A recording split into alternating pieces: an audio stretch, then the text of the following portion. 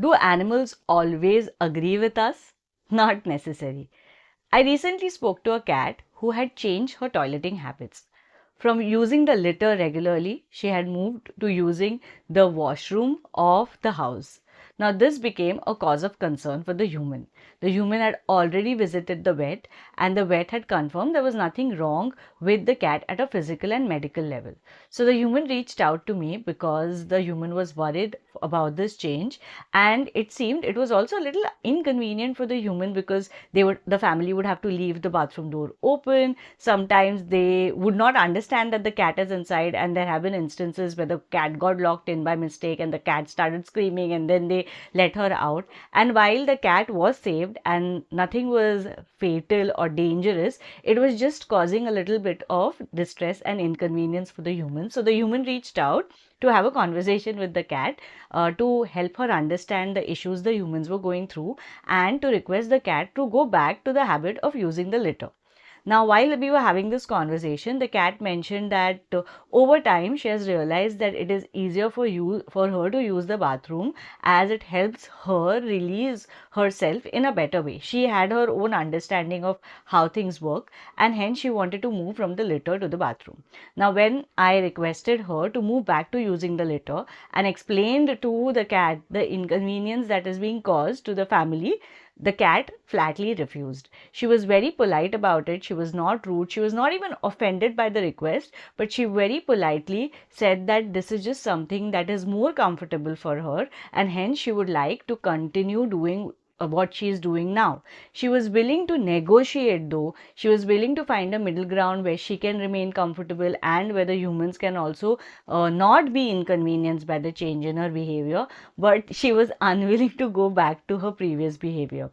When I conveyed the message to the human was also agreeable, and through a little bit of back and forth, they reached a consensus of how they could restructure their routine so that it doesn't cause inconvenience to the human, and the cat also feels comfortable with her own toileting habits.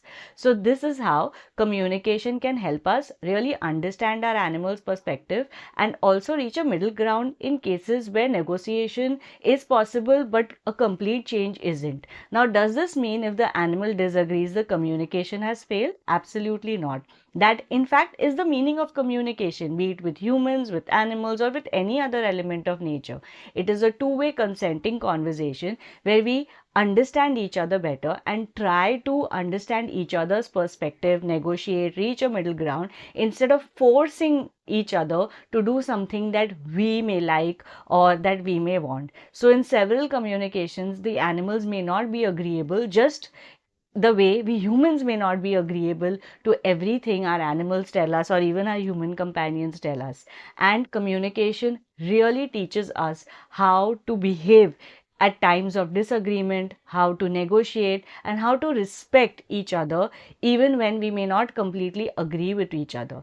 Now, like always, a disclaimer: if our animals disagree with certain things that are related to their health in terms of medical treatment or otherwise, it is always the best to listen to the vet and negotiate with the animal, and sometimes we may also need to go against the free will of the animal. However, this needs to be done with all honestly, explaining to the animal our reasons behind it. Animal communication can never replace other professionals such as the doctors or behaviorists. It's a great tool to understand how other beings around us feel. It's a great tool to negotiate in cases of disagreement like these, but it should never replace the services of other professionals. It is instead supposed to be used as a holistic tool so that we can provide holistic resolutions to the problems that we may face with each other and together as a team. I hope you enjoyed watching this video and found it helpful. If you have such disagreements with your animals, do let me know how you deal with them, how you negotiate, or what do you do to understand the perspective of your animal and sometimes make peace with the disagreement too. Until the next video, bye bye.